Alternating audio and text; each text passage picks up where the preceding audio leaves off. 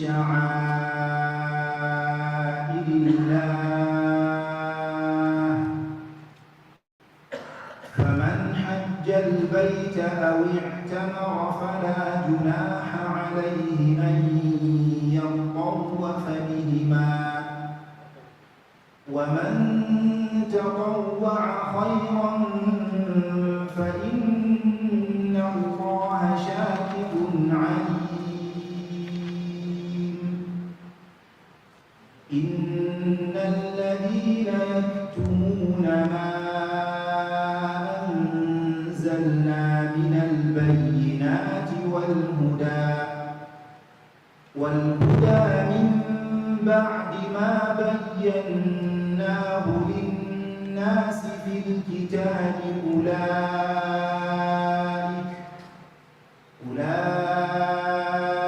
يلعنهم الله ويلعنهم اللاعنون. أعوذ بالله السميع العليم من الشيطان الرجيم. بسم الله الرحمن الرحيم. الحمد لله نحمده ونستعينه ونستغفره ونعوذ بالله من شرور أنفسنا ومن سيئات أعمالنا.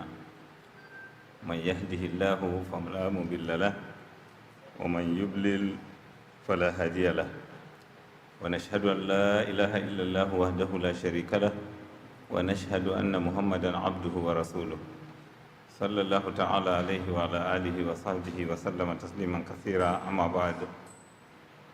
فإن أصدق الحديث كلام الله وخير الهدي هدى محمد صلى الله عليه وسلم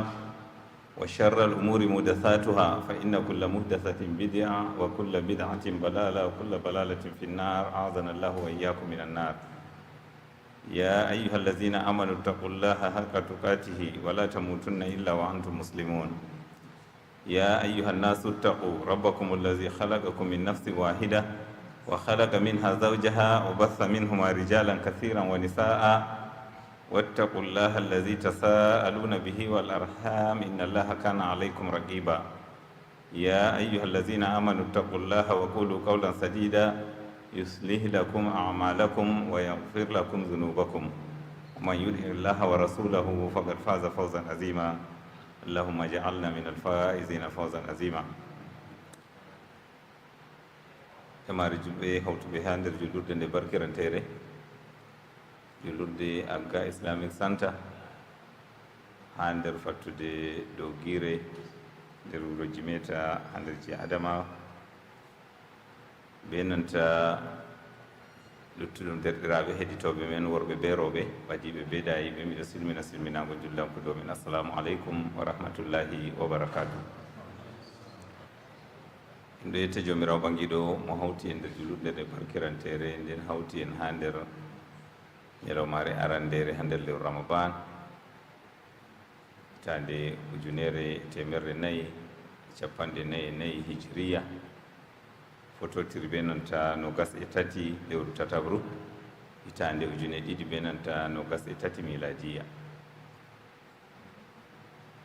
en ɗo yette jomirawo be nanta nemaji ma ko ɗuɗɗi. en wala ɗemgal yettugo nemaji man, en wala terɗe yettugo nemaji man,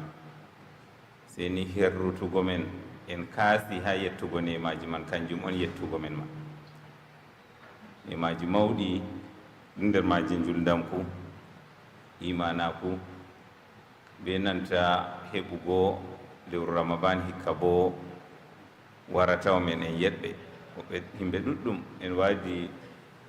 tafsiru be maɓɓe rowani ko en suumidi be maɓɓe jomirawo hoosi ɓe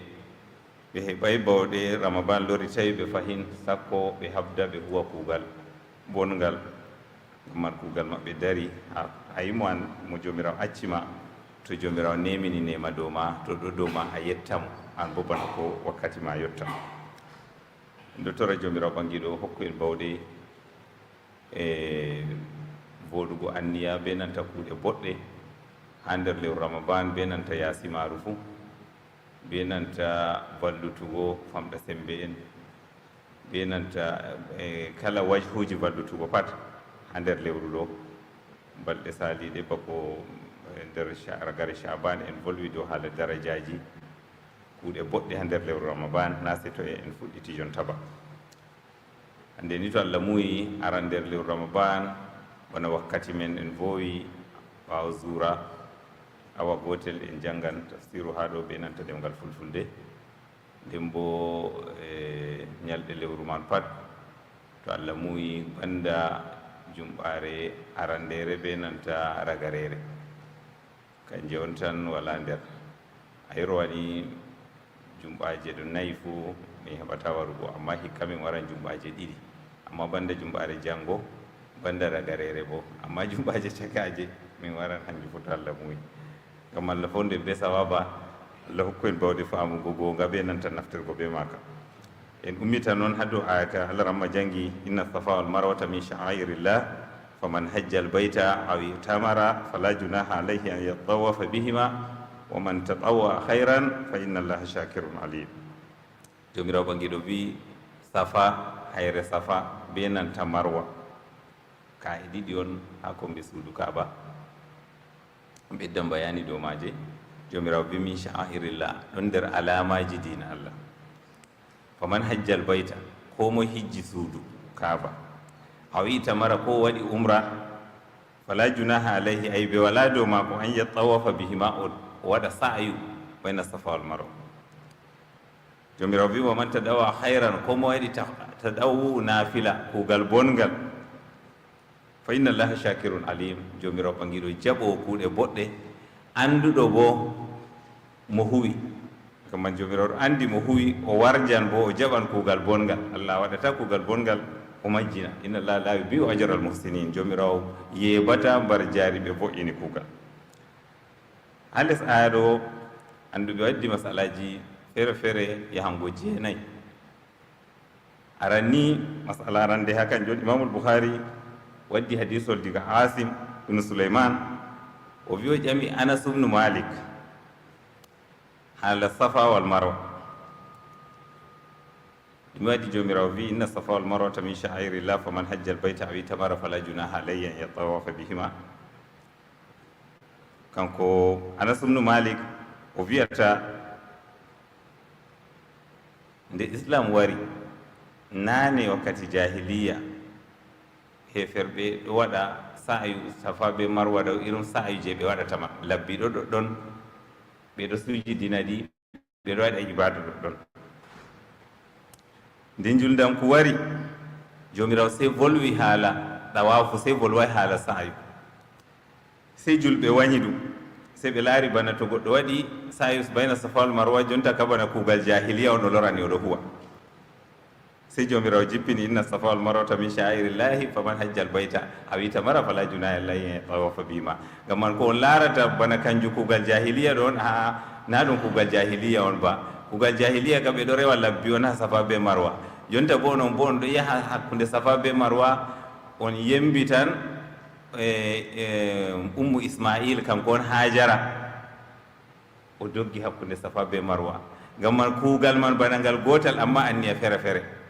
ngam man jonta irum yaadu safa be marwa je juldanku na irum yaadu safa be marwa je heferɓe yahanno nane ba. ngam man wala hunde nefugo ɗoɗɗon a wiya jonta mi acci mi waɗata. ha jonta imamu Tirmidhi waddi disol diga Urwa o wi o wiyata Aisha radiyallahu anha o wiyata kanko kam o laaray aybe ha goɗɗo to waɗay sa'ay bayna safa wal marwa. o wi kanko kama o damay be yahugo hakkunde safa be marwa ma. sey Aisha wiyata Urwa wi sama ɓulta ko a wiɗo halli no a wirta banni yaaɓi derɗam. o wi nulaɗo Allah sallllahu alaihi wa sallam yahi safa be marwa, julɓe pat yahi safa be marwa. ay ko waɗi jomirawo wi banni han aya ɗo a nayi anni faman hajjal bayta aw itamara fala junaha alayhi tawafa bihima ɗo to ni ay jomirawo yiɗi haɗugo on Allah ya tawafa bihima wiyanno ɓe waddanno laar nde ɓe wadday la an ya tawafa bihima ɓe hollima ase woodi ɓe nefata ɗum on ɓe yiɗi ɓe holla ɓe na ɗum hunde nefugo na way ɓe waddi ɗum fala junaha ɗo holla way damay to yiɗi a waɗa ko to yiɗi a acca ba. wi ngam man aya ɗo jippi on ha dow ɗo kanjum inna safa wal marwa min sha'airillah faman hajja albayta aw itamara fala junaha alayhi an yatawafa bihima. Gaman holli men haa ɗo sayu bayna safa wal marwa ɗum farillaji on, ɗum ruknuwol on ha nder ruknuji kuuɗe hijju. Na way ɓe hokkima to a yiɗi a waɗa, to a yiɗi a acca ba. ɗum e tabitini nonnon ɗo hadiseji nulaɗo sallllahu alayhi wa sallam be nanta volde ko wari dow hollugo kalimaji kataba, ɗum ɗo holla wajubugo on. Rasulullah sallallahu alaihi wasallam hadisol ɗon o wi wato yahugo safa be marwa ɗum farliɗinama ha dow ummatore mako, ngam man nassi volde nulaɗo sallallahu alaihi wasallam kanjuma ɗum nassi on, kanjuma ɗum wahayi on diga Allah. Ha jonta kalimaji ɗon ɗuɗɗum ɓe naftiri be nanta kataba, nden bo bana nulaɗo sallallahu alaihi wasallam wiyata hamsa salawatin katabahunna Allah alal ibad,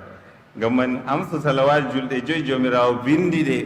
kataba ɗo aɗo ɓe mana faraba on, jomirawo farliɗini ɗe dow jiyaɓe. Ngam man ayi lafzu ɗo hollima kataba ɗum wara be nanta ɓe mana faraba on. Ngam man kon yiɗi wangirgo ha ɗo ta goɗɗo nana zahir bana aya ɗo dillata arabiya mako woodi na ƙasa o famai sosai, o wiya ay to a nani ɓe wi fala junaha kam, wato hunde man wala ayibe, ko a waɗi ko a waɗay ma ana nonnon ba. Ngam man sa'i wayna safa wal marwa ɗum ruknol on ha nder ruknuji kuuɗe hijju. Asli safa ha lunga enta loranan lafzu safa ɗo hayre ɓotonde on ɓe wiyata safa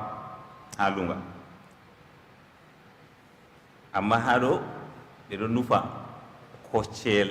safa marwa ɗo. Safa ɗo mo yehi pat andi koccel ma ha makka ngel andagel, nonno marwa ma ɓe ɗo nufa hayre marwa man ɗo. Amma marwu be nanta arabiya kanjum bo ka'e cewɗe gomoɗe seɗɗa bana kor ka'e ni kanjum ɓe wiyata marwu. Amma ha ɗo ɓe ɗo nufa hoosere ɗo be hoosere ɗo kanjum ɓe nufata. ɗum on aslimaji wi annabi adam almustafa wari o dari dow safa, diga ɗoɗɗon hayre safa heɓiri, diga ha mustafa ɗoɗɗo ɓe heɓiri safa ɗo. Hawwa o bo dari dow marwa, se ɓe indiri ɗum be nanta ismu mar'ati. Mar'atu on se ɓe hoytitini ha ƴonugo nde neeɓi, ɓeɗo ƴona mar'atu, andi alifi ɗo ha hunduko catɗum wawo ɓuri hoygo, se hooti marwa, woɓe feere wi banni, wallahu alam. Imamu Shabi o wi ha dow safa ɗo woodi lawru ɗon wakkati jahiliya, ɓeɗo ƴona ɗum isafu. Ha dow marwa woodi lawru ɗon ɓeɗo wiya ndu na'ila, kanjum on waɗi safa ma se heɓi taskir, heɓi muzakkar be nanta safa ngam lawru man worduru on. Ha to bo se na'ila kayen bo se marwa bo heɓi inde tani saku totton, se ɓe artiri muzakkar dow mu'annas. ɗo pat majum ɗum lure himɓe lunga be nanta ɗume waɗi ɓe ƴonata safa be marwa ɗo safa be marwa on. Alul kitab yahudu be nasara kamɓe ɗon nder riwayaji maɓɓe way woodi himɓe feere on jeeni ɗoɗɗon gorko be debbo, nde ɓe jeeni ɗon sey jomirawo moyti ɓe wartiri ɓe ka'e man, ko moye ɗo dari ha dari, ngam heɓa laata ɗum waasu on ha luttuɓe. ɗo pat majum bolle on ɗe jomirawo andi e gonga maji. Ha jomirawo bangiɗo wiyata min sha'airillah, ɗon nder alamaji dina Allah. Sha'airullah mawabi'u ibadati, nokkuje ibada Allah. Inna safa wal marwata min sha'airillah, ɗum babal on je jomirawo waɗi ɓe rewa mo ɗoɗɗon bana julurde. ɗum nokkuje on ɗe dar jiɗingo, kanjum jam'u sha'iratin.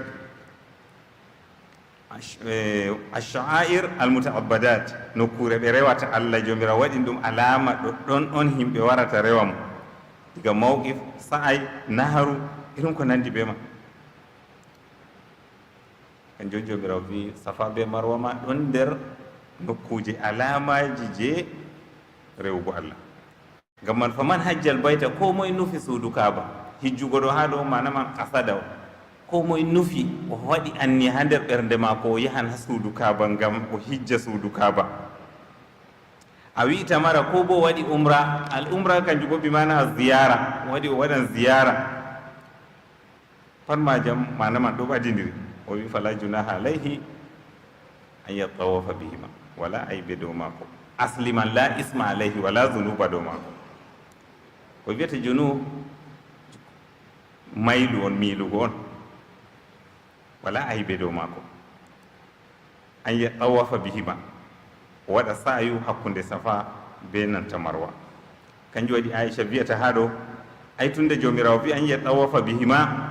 na ɗum hujja on ala tarki ɗawafi ba to dow tarku ɗawafi o wiyan no Allah ya ɗawafa bihima ngam man o wadday laaɗo ngam man kala mo laatino oɗo ɓilla ɗum oɗo yiya kuugal jahiliya on pat to ɓe yeccimo na ɗum kuugal jahiliya bo o waɗa ibada makko ko de ke woodi qira a wari Allah ya ɗawafa bihima man amma qira man shazan a jonta masala jeeɗiɗa ha aya ɗo imamu tirmisi waddi hadisol diga jabir laɗoɗo sallllahu alah wa sallam nde o wari makka o ɗuufi suudu kaaba jeeɗiɗi se o jangi wattahidu min maqami ibrahima musalla nde o juuli ha maqamu ibrahim se o fuɗɗiri be nanta safa nde o yehi ha safa se o jangi aya ɗo inna safa wal marwata min sha'airillah ɗo bo hollima to a waɗan ɗawafu safa a fuɗɗirta nden marwa ɗo kanjum sunnanulaɗollo sallllahu alayhi wa sallam anduɓe wi to ni goɗɗo fuɗɗiri be marwa to sa'yu man he'antamo dole a fuɗɗira be nanta safa ngam kanjum nulaɗollo sallllahu alayhi wa sallam fuɗɗiri ha o wi abda'u bima bada allahu bihi miɗo fuɗɗira be ko Allah fuɗɗiri ay jomirawo ma fuɗɗi ƴonugo safa tawan bako ƴoni marwa ngam man a wala dalila ya fuɗɗira marwa a wiya ba gotel a fuɗɗira be ko Allah fuɗɗiri ngam man ha wujubu sa'i ɗo wajibi on na ha kuugal hijju anduɓe waɗi lural dow man masabaji amma ɓurna pat dilli dow wajibi on bana ko en volwinane ɗum rukunuwol on kanjum on ɓuri lollugo ha masaba imam malik ma ngam hadisol en volwinani nulaɗoɗo sallllahu alah wa sallam o wi is'aw fa inna allaha kataba alaykum sa'ya waɗe sa'yu jomirawo farliɗini sa'yu dow mon daru kunni waddi hadisol ma jomirawo wi hakke suuma e kutiba alaykum siyamu jomirawo farliɗini suuma e dow mon sumugo lewru ramadan na farilla na ɗume farliɗini ɗum kutiba ɗo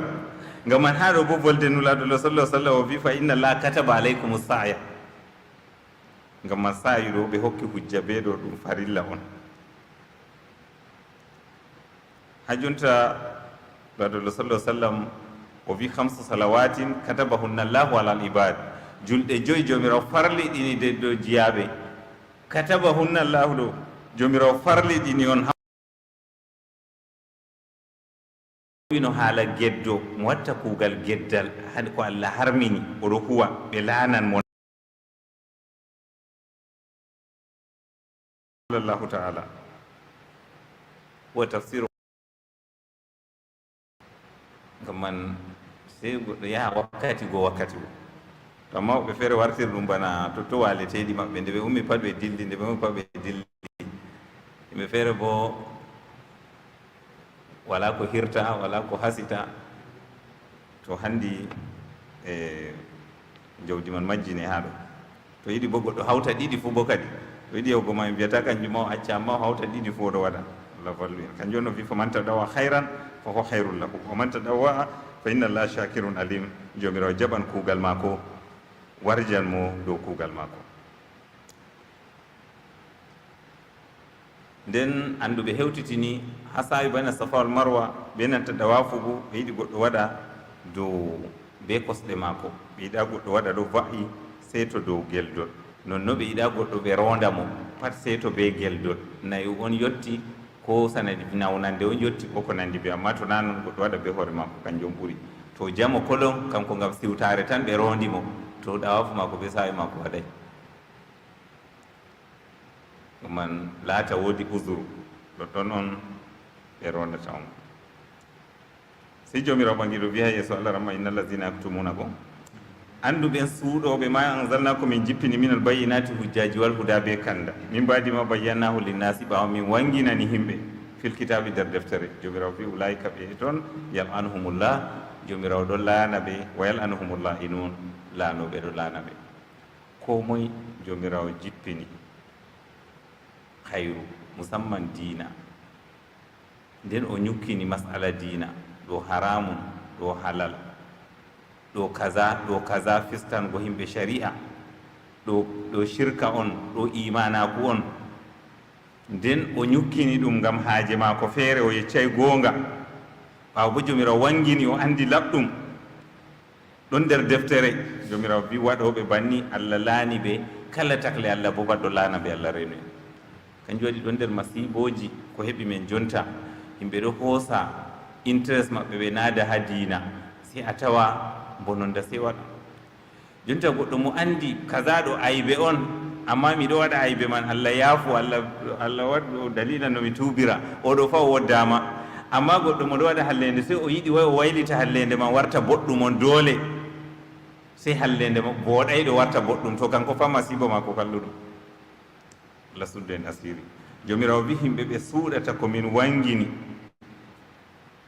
ha deftere, kanjum on kanda, kanjum on diina. dow ɓe ye noon jomirawo jippini aya ɗo. ɓe feere wi anduɓe yahudu, rewoɓe nasara, ngam ɓe ñukkini tindinore annabijo muhammad sallllahu alayhi wa sallam. ɗon nder tawreta be injil annabijo muhammad sallah sallam o waran hanko on nulaɗo ragare zamanu, kanko on nulaɗo ragarejo, nda sifa mako, nda nokkure ha o jippata, nda himɓe mako no woni, nda no o woni. ɓe andi mo bana no ɓe andiri ɓiɓɓe maɓɓe, ko no ɓuri no ɓe andiri ɓiɓɓe maɓɓe. amma nde o wari ɓe wi ɓe anda, ngam darajaji maɓɓe ta yibba, ɓe wara ɓe tokka mo, ɓe warta kamɓe on tokkiɓe, ɗo on ɓe wañi. ɓe wi dow maɓɓe on aya ɗo jippi. kamɓe on ɓuri marugo geɗal ha aya ɗo, geɗal maɓɓe manga. amma aya man ɗo jippi dow kala mo ñukkini gonga fuu, kanko ma woodi geɗal ha nder aya ɗo. kala mo ñukkini andal ha nder ande diina pat ko ɓe mari haaje wangine. hadisol nulaɗo sallah sallam ɗo tabitina bolde ɗo. nulaɗo labbi man su ila an ilmin ya'lamuhu fakatamahu aljamahu llahu yawma alqiyamati bilijamin min naari. ko moye ɓe ƴamimo masala diina, oɗo andi bo o ñukkini, ko bo o yecci fewre ngam yaada be no o yiɗi, jomirawo waɗnan mo labangal ngal yiite ñalawmare dargal. hadis o cahingol imamul albani sahinigol ha mishkat, ngam man a yi ha ɗo kala anduɗo pat, kala mo andi gonga pat, hatta ha hokkugo sheedaku, ɓe ƴonima ha yeeso kiita, aɗo andi hunde haala no wayi, amma si a yi a ñukkini ngam haaje ma feere, ko ngam ta goɗɗo ma feere semta, to pat a nasti nder ɗo. kala gonga a andi a ñukkini pat majum, to goɗɗo nasti les aya ɗo allah renu. man ko woni imanaku kanjum on, to ɓe ɗaɓɓitirma andal a yecca no woni, ko da a huwata hunde man a yecca kanjum on gonga. to ɓe wi to malam no waɗi an bona kanjum a waɗata, a wiya to allah handutu en, allah handutu en. amma a yecci gonga, no mi watta ɗo na non noon, nda no gonga woni, a hisi. ɓeɗo tamminama bo allah handititte, ngam majjere mama dayay. amma ñande goɗɗo selan acca lawol, o lora o wiya fayin celal man warta kañum on lawol, lawol gonga warta celal, to oɗo masibo ma ko halli allah renu en.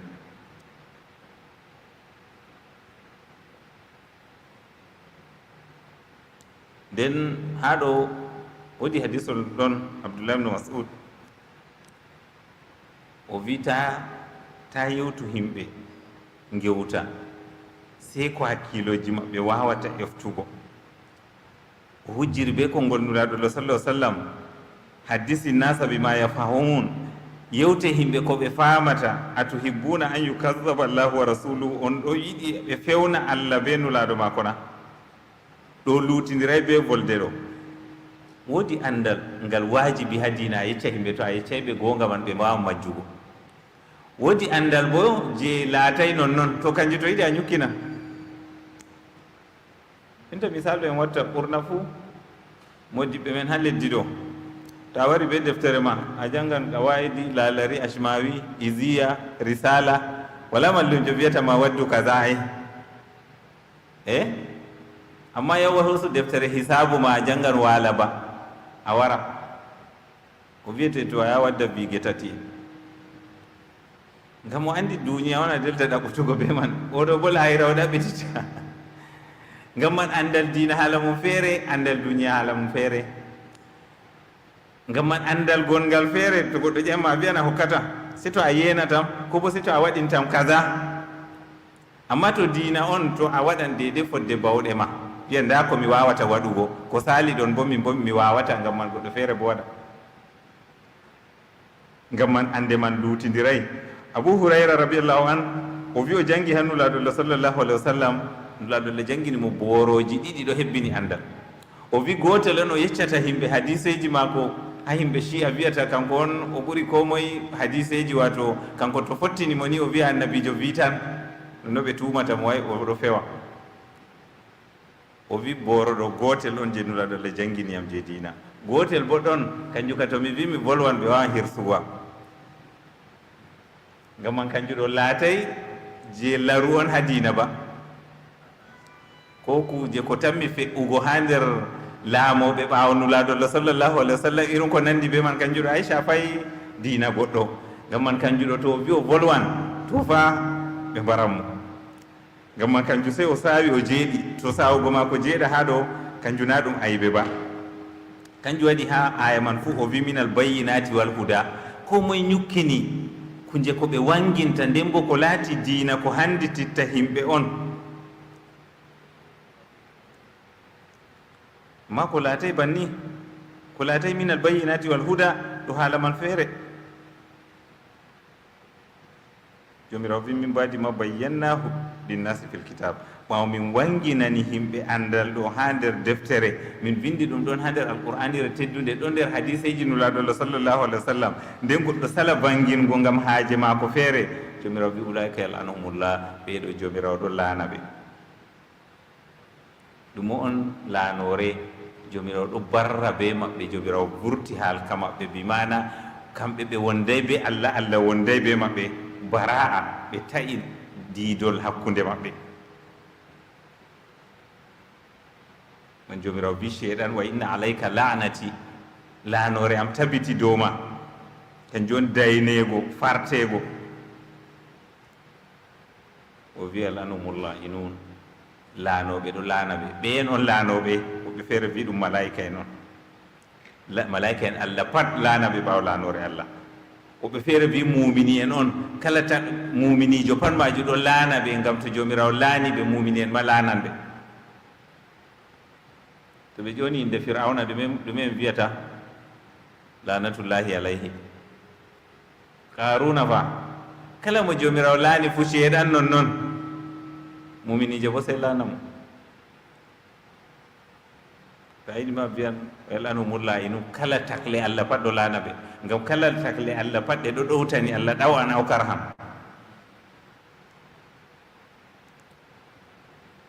ngam man masibo ɗo halli laanore allah to jippi dow goɗɗo sanadi hunde, to lalle hunde ɗo na ɗum sanadi peetel ba, handi maɗɗo hakkilo dayal.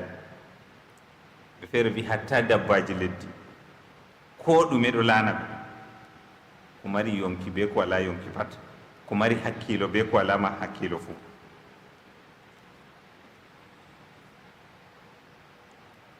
kanjum on o wi al'anhumullah inun, kullul mahlukat, kala takle pat ɗo laana ɓe. o feere ittitini wi sey himɓe be ginnaji, ngam hadisol nulaɗo sallah sallam o wi alkafiru ida buriba fi qabrihi fa saha sami'ahu lkul illa sagalain wa la'anahu kullu sami. ɗoɗollo wi kefeero to nasti yanande maako, to ni mala'ikajo fiimo piiɗe goɗɗe feere be ɓoole yiite, to wooki wokande feere, kala tagdi Allah paste to nani wokandu maako, banda himɓe be ginnaji nanata, kala mo nani bo paste to laanimo, ngam man a yi himɓe be ginnaji nanata masakko. To en ɗon no nana en de'itita duniya manayi. ɗum da gabrije heferɓe en wondi ɗo, kala kefere fuu moɓe malaikajo unti ɗuman ɗo callallu ko bo ɓolde ha nder ɗuman ɗo fuu bo kaliman jemma be nangue, woni mo foti deƴƴita ha o wiya o ñaman ko o ñiɓan o jooɗa ko o te'an ko, ay kala harka duniya pa se dara ay. jomirawo atani men on ngam heɓa gurdam men voɗa, to nano wala no gurdam men voɗira.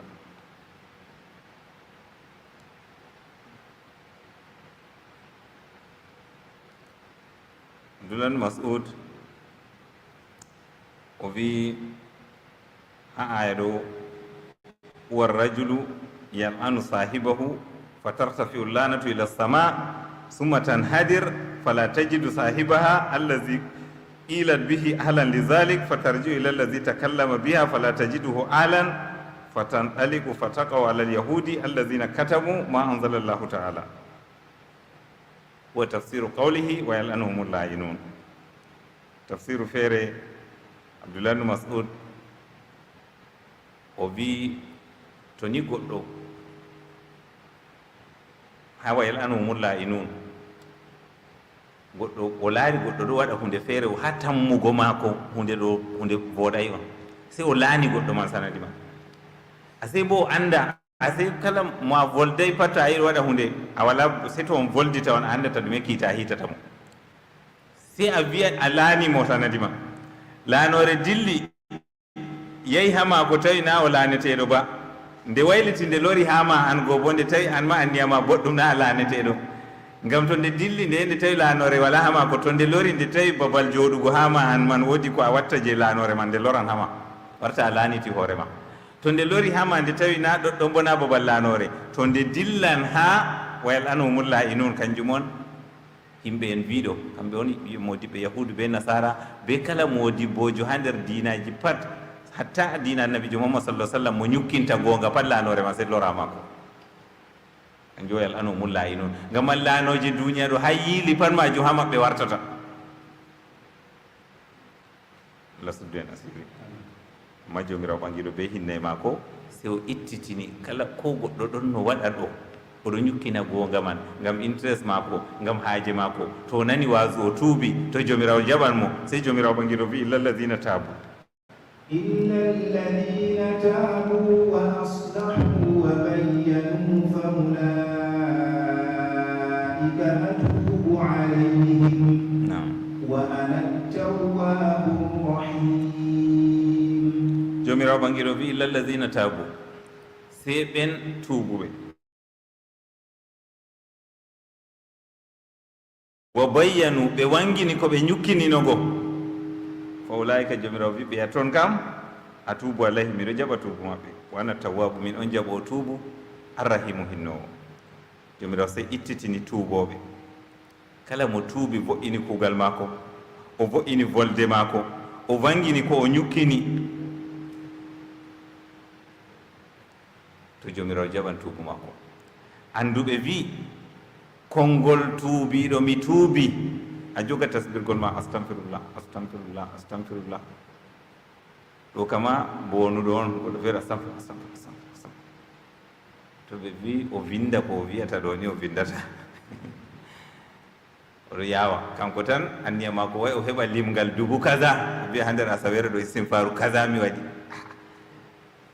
lissafi man ha yara toyi, Allah ɓurima andugo limgal ma. ɓe wi konngol ɗo tan astagfirullah astagfirullah tan he'ata, mi tuubi tan he'ata, sey to alamaji tuubu man wangi. kanjum on kanjum waɗi jomirawo tokkini ɗo illa allazina tabu a wiya allah mi tuubi komi waɗanno ɗo mi wasmiti wa aslahu diga wakkati man bo ɓe yiya acci waɗugo ko voɗay go a hoti aɗa waɗa boɗɗum kanjum on wa aslahu wa bayyanu to woodi ko a ñukkinino a vangina to woodi hakke goɗɗo a ñoƴƴino a hosa a hokkita kanjum on wa bayyanu a jambi himɓe a hawti jarima jonta aɗa nani wasu a tuuban to alli safi wayne ka nomi jambinomo kaza to a hosa hoɓɓere man a tawa mo wayne fa ha en huuɗa rikici mi waɗi kaza nda ɗo ngam mi wartiri sali a wayne accu a ay allah on mi huli watti mi wartiri na an ba an kana anda a hokkita to woodi hakke goɗɗo a ñaamino neɗɗaku maako ko a ñaami neɗɗaku maako a tawini mo sharri dow fewre on yimɓe wañi mo sanadi man ko yimɓe huɗi mo sanadi man kanjum ma a ɗaɓɓita tuubu kala hakke goɗɗo pat je jawdi be nanta toñande pat majum a ɗaɓɓita yaafu e man a hokkita kanjum on illa lazina tabu wa aslahu wa bayyanu to a waɗi banni jomirawo wi fa ulaika tubu alayhim ɓeeɗo kam miɗo jaɓa tuubu maɓɓe sey to hunde man faatorima woodi hakke feere je salata a fotay vo'itingo bana misalu goɗɗo man maayi bana misalu toñande man to a yehi a vangini wayne nda toñande mi toñima umminan fitina ko wadda habre ko wadda war hoore to ɗo bo caria wi ɓe ha vo'itingo ɓe waddata fitina ngam man ɗo bo accu kanjum kam bana allah suddi asiri ha duniya ɗo a tora allah suddu asiri ha lahira man fuu amma a acca waɗugo diga wakkati man kadi ɗo kanjum on sharɗi man kanjum bo ta goɗɗo waɗa johare o wiya kala ko waɗi pat o yano vangina feere to a vangini masibo feere je a irtata ndikka to a vanginayma sharia bo ɗo laara maslaha ko konde kanjum waɗi ɓe wi ha kiita mbal to goɗɗo oɗo sorra mbal ko oɗo defa mbal to tuubi kanjum on wa bayyanuma ko kanjum on o hoosa mbal o rufa a dolli fayande mbal ma a nani wasu a tuubi jonta ɓe sorro mbal ɓe yaro pat fotan kal kaman a wara a talla mbulku man kereji kolobaji man to aɗon no mari shago a hosa gotal a naata a pusa bat ɗo kanjum on bayyanuma na wiya hami sorrida mi jaɓa ceede ami lorta mi soda feere ha bambo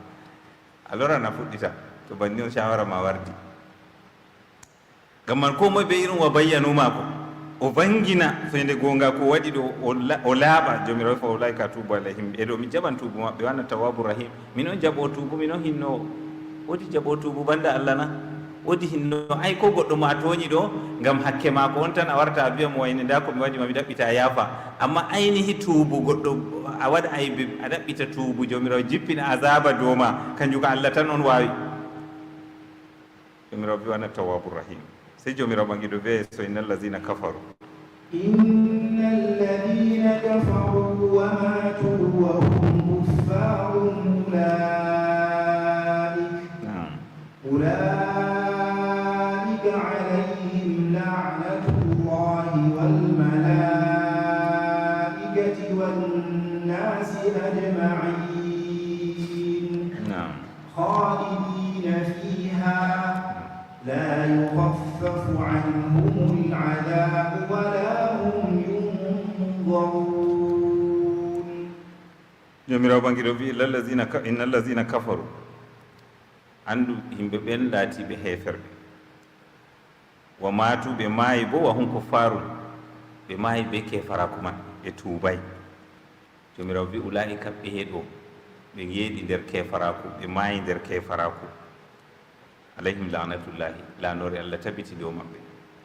wal malaikati laanore malaika en tabiti dow maɓɓe wannasi laanore himɓe tabiti dow maɓɓe hajima yina ɓe fuu ha les ayro masalaji tati arande ha jomirawo ɓangiɗo wi himɓe ɓe laati ɓe heeferɓe inna allazina kafaru wa matu wa hum kuffaru wawu ha ɗo wawol ma mbiɗo wiya ngol wawul haal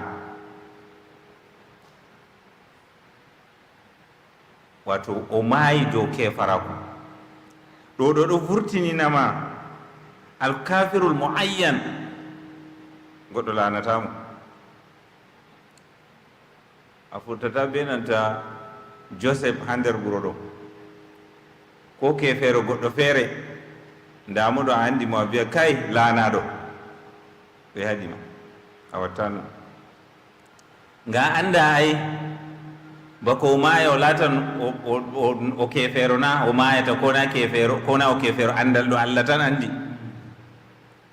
kanjum ɓe laanata kefeero ayyinaɗo si to o maayi dow kefaraku kanjum jomirawo tongi ɗum dow wa matu wa hum kuffaru nde o wi innal lazina kafaru sey o wi wa matu wa hum kuffaru a sey innal lazina kafaru tan a wiyata alayhi lanatullahi sey to wa matu wa hum kuffaru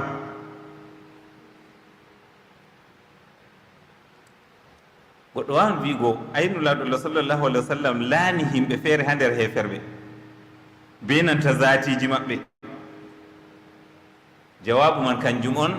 jomirawo andini nulaɗo Allah sallah sallam kamɓe ɗo ɓe heferɓe on ɓe mayan dow kefaraku bo kanjum waɗi o naali ɓe nde mbo a tawi a laran ɓe o naali man ɓurna ɓe maayi dow kefaraku man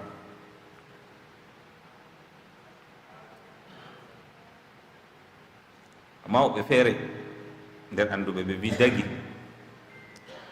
goɗɗo laana kafirul muayyan wato kamɓe bo ɓe hoddiri a laana mo laanore man je temporary on an ma o kefeero on a anda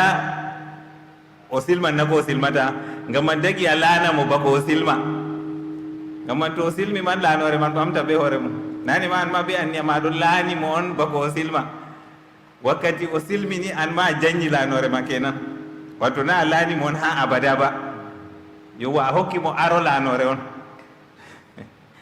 ɓe wi to dagi dow ɗo a laana kefeero mo ayya ɓe wi ngam riwayaji wari woɗi woɓɓe feere ɓe nulaɗolla laani amma ɓaawo man ɓe silmi ɗon gotel gotel ngam man a si nulaɗolla laani ɓe laanore on jeyi be wakkati man nde waɗi timmi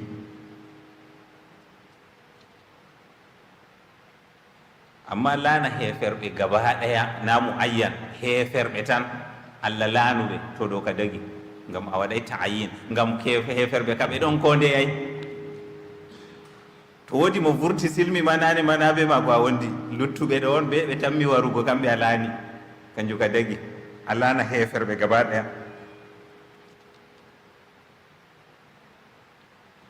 man ɗo dagi amma ɓe wi goɗɗo geddo ko ɗume o waɗata to ɓe yiɗa laanugo mo ngam ɗume ko deki hadiseji goɗɗi feere wari dow laanugo man wona misalu goɗɗo on gorko nanditowo be rooɓe ko rooɓe nanditoɓe be nanta worɓe ko ñaamo riba bana yarowo mbal be wanginɗo gedde kalluɗe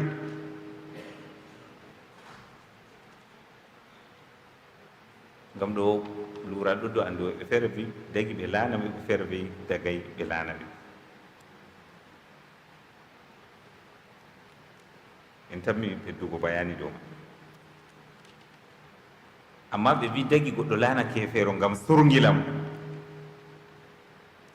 to a andi a volwan kalimaji kalluɗi dow goɗɗo heɓa o diwtira o lora o wiya ko waɗi ɓe wattam kaza kam ngam mi kefeero on to mi silma malle to ɗo on anniyama ɓe wi to dagi ngam ɗo a yi aɗa vallitimo on hanko ma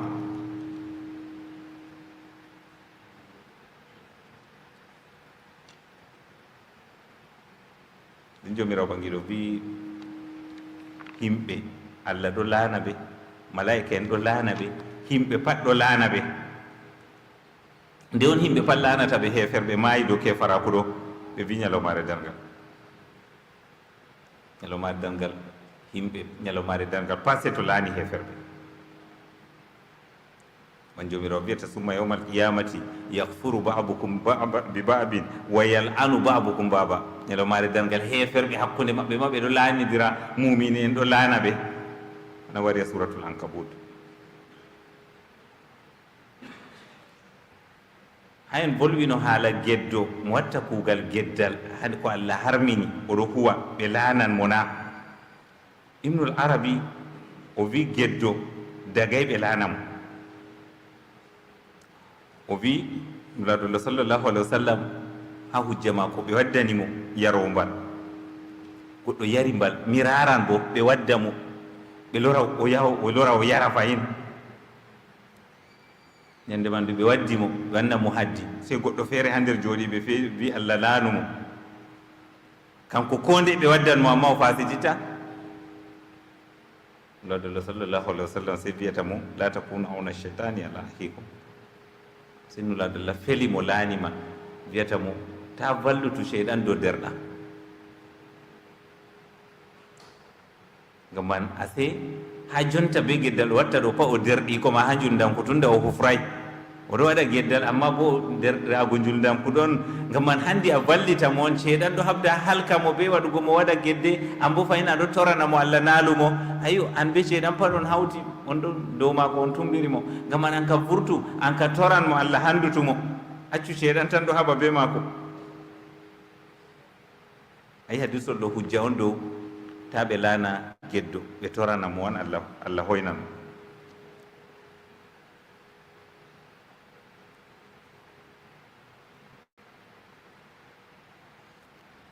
ɓe wi woɓɓe feere wi haɓɓe laanata goɗɗo ɗo to ni ɓe darni haddi dow maako. to ni goɗɗo huwi kuugal geddal yarugo mbal, ɓe wari ɓe ɓocci mo jeenu, ɓe wari ɓe ɓocci mo ko ɗume, to ɓaawo ɓe haddi mo ɓe hiiti mo ko Allah wi ɓe hiita mo, to dagay a laana mo, dagay a huɗa mo. ngam kiita gootel ɓe hiiti ɗo timmi. amma to ɓe hiitay mo ɓe wi dagi a laana mo. wona misali jonta en woni ɗo na sharia julda ko ɓe watta goɗɗo ɗo waɗa booɗay maako, wala ko yaali ko moye be maako, dow ka watta dow maako, to dagi ɓe laana geddo man, ngam wala ko ɓe wata waɗugo mo banda kanjuma.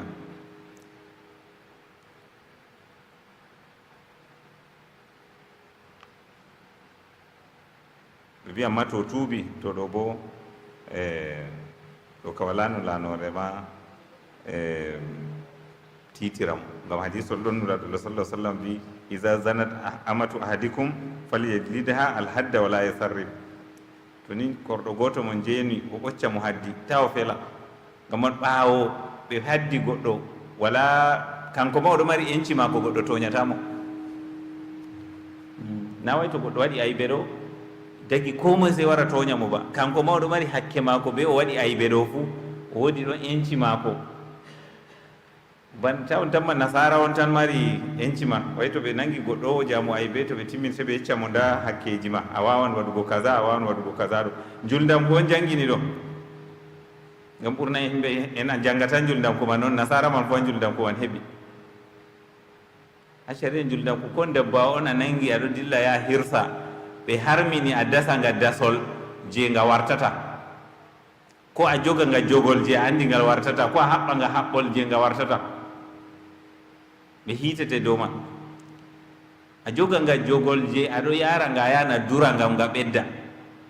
a haɓɓa nga haɓɓol je aɗo yara dura nga ngam nga ɓedda, nonno a yarata nga ha babal hirsugo a welna laɓi bo a hirsa. yerde a toña hunde ngam aɗo nufi a waɗ ɓe dangnanima a waɗan hunde. andan sanda nangi goɗɗo waɗi ayɓe ɓe yerdanima a fiya mo, ko a furkita mo, ko a ñawmo neɗɗako, sakko luttuɗum himɓe komojo pat ɓe hiita mo ɗe de ayɓe makko be himɓe ɓe waɗi hiitata mo, bona komo hiitata mo. ngam to komo hiitata mo kanjum wartan fawda, warta wala dooka. to a memi mo amin bo mi an mema mo ma, warti ɗo bo leddi bonni. amma ɗo pat hukuma on hakkilinta. ha jomirawo ɓangiɗo wi ha masala tataba ulaika alayhim lanatullahi wal malaikati wan nasi ajmain. en arti en jangi ɗum on laanore kanjum on daynugo, Allah laanan ɓe, malaika en laanan ɓe, himɓe laanan ɓe. nden jomirawo ɓangiɗo wi ɓe duuman nder laanore ɗo bo khalidina fiha, ɓe duuman nder maare, ko ɓe duuman nder yiite. ngam laanore ɗo bo to toon nde titini mo anani ɓe laani pat yiite ma on yata o nasta e. ngam man to naati ngo duuman nder maage, la yukhaffafu anhumul azab, yangada hoynantake ɓe ko seɗɗa, wala hum yunzarun, ɓe muñantake, ɓe sabbitentake ko wakkati seɗɗa. jomirawo ɓangilo wi ha ɗo wato ɓe duuman nder maage ko ɓe duuman nder laanore ko nder laanore ko nder mbar jaari laanore kan joni yiite pat fotan kala ɓe muñantake ko seɗɗa ɓe hokkatake wakkati ko seɗɗa Allah reenu en i jomirawo wi wa ilahukum ilahum wahid wa ilahukum ilahum wahid nam la ilaha illa huwa arrahmanur rahim jomirawo ɓangiɗo wi wa ilahukum deweteɗo mon ilahun wahid deweteɗo gooto la ilaha illa hu wala deweteɗo be gonga sey hanko arrahmanu hanko wiyete arrahman arrahim hanko wiyete arrahim ha jomirawo ɓangiɗo wi wa ilahukum ilahun wahid nde jomirawo rentini men haɗi men ñukkingo gonga si jomirawo yecci men gonga fata a ñukkina to gongawol ha nder gongaji pat ɗume ɓuri kanjum on tawhidi ngam man kanjum on heni ɓe wangina bako ɓe wangina koɗime gonga tawhidi on handi ɓe wangina nden ɗuttuɗum kala gongaji pat ɓe wangina kanjum on aran ko wajibi goɗɗo wanginata o ñukkina kanjum on amru tawhid Allah o gooto kanko on tan handi rewego kala ko rewete pat fewre on sey hanko ngam man kalimatu tawhid kanjum la ilaha illallah muhammadu rasulullah sallllahu alih wa sallam kalimol ɗo kangol on wangintegol aran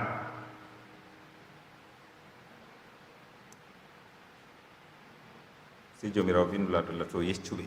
kanjum si jomirawo winnulaɗo Allah wangin gongawol arandewol kanko on deweteɗo mon deweteɗo gooto hanko tan kala ko rewete tana hanko pat fewre on ɗum yottay rewego ngam kanko tan mari sifaji ɗo kanko on arrahman kanko on arrahim ongol ɗo kanjum marnigol daraja hannulaɗo ɗo sallah sallam wi man kana akhiru kalamihi la ilaha illallah dahala aljanna ko moye ragare volde mum ko lafzi ha duniya laati la ilaha illallah o nastan aljanna wodi a jisol ɗon ko mo laati aran volde maako ragare volde maako la ilaha illallah o nasta aljanna koman kalimawol ɗo kangol on gongawol arandewol ngol handi ɓe wangina koman ta goɗɗo ñukkina aqida maako tawhidi maako a julɗo ta ñukkuno a julɗo ha yeeso kala kefeero ha duniya ɗo ha Allah yarima pat hollu a julɗo bana kefeero hollata o kefeero ɗo o semtay o hulay an ko a hulata o hollata julɗo ko ha toye fuu leddi Allah mo a rewata man hanko je leddi man ha yeehi pat kanko je sama aji man kanko je nangue man kanko je lewru man kanko je koɗume nde biya ɗo semta o yahi babal feere a yiɗa ɓe anda julɗo o julɗo ma wayso to a ñukki a juula woni ɓe mari rugi kuji ɗo ha nder men perdam ma ko yetti non noon oɗo yiya juldan ko ɗum kawye ko on wayi kanko o lobbidiri ɓe heferɓe ɗuuɗi to Allah suddu en asiri ɗum man kalimatu shahada kanjum la ilaha illallah muhammadu rasulullah sallllahu alah wa sallam kalimawol ɗo kangol on arandewol ko banginte ɓaawo man nden gongaji pat tokki ɓaawo ma gol laarugo wakkati ɗo sappa men ha ɗo en walata so janngo to Allah muuyi koyen ɓe faɓɓi janngo to Allah muuyi en ummita ha en waali kanjum on inna fi halqi samawati wal ard subhanaka allahumma wa bihamdik ashhadu an la ilaha illa anta nastanfiruka wa